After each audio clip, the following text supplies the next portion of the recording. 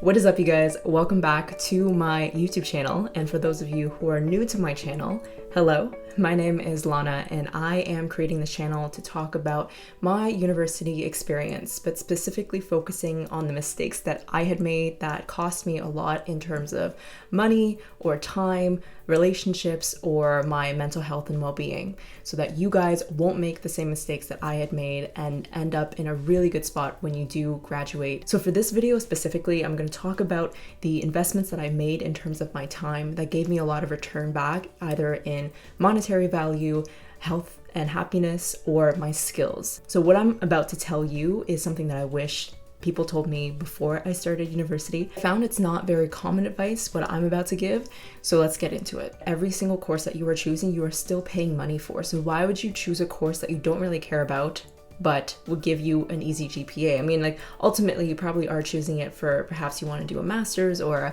a graduate study, but at the end of the day, I think it's more valuable if you choose a course that provides you skills that you actually value and want to put towards your future, rather than just a birdie course that you don't really care about just so you can get a good GPA, even though most employers at this point don't really care so much about your GPA as much as how you are as an individual. Focusing on a few good quality, valuable relationships rather than focusing on a bunch of relationships. And I found this is really applicable when I was heading into first year. Whatever your friends are doing, they have such a massive influence on what you will be doing. The people around you are really focused, for example, on their health and well-being, or just to level up their own life, then you will likely follow in the same footsteps. That is the one investment that paid off for me a lot, being able to pick the people that I wanted to invest a lot of my time in terms of the relationships, and build that relationship. And that will be the case, especially if you are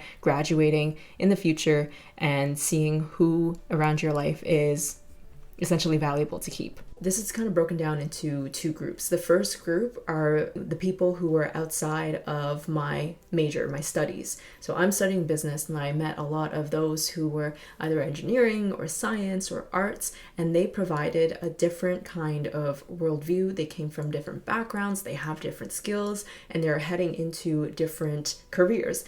And by meeting these people outside of my regular circle that I would have met or I would have put my time in, they were able to provide me a larger, more holistic worldview, and also provide me more skills because they wanted to teach me what they have been taught. So I found that very valuable for both my skills as well as my personal growth. Now, for the second group that was outside of my circle, it was those who were outside of my age group. So either those who were younger than myself, usually around just starting university, or those who were older, as in much older. Meeting these people outside of my age group, they provided me, again, a different point of view in the world. They have gone through life and learned their mistakes and their lessons, and they shared it with me. And through that, I was able to avoid certain mistakes that they had made, hence why I'm, again, making this YouTube channel for you guys, so that you don't make the same mistakes that I had made. Kind of just passing the baton forward.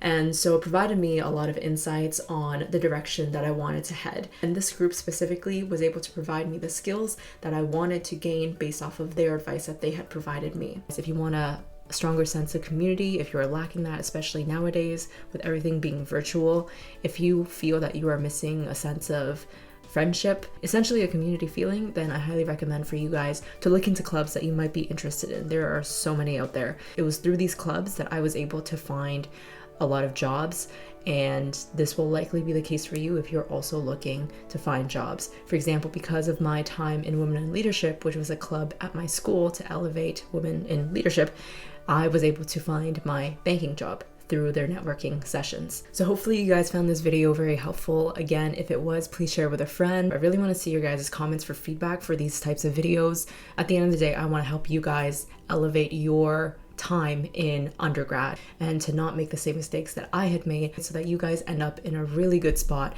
when you are about to graduate, like I am myself. So with that said, I will see you in my next video.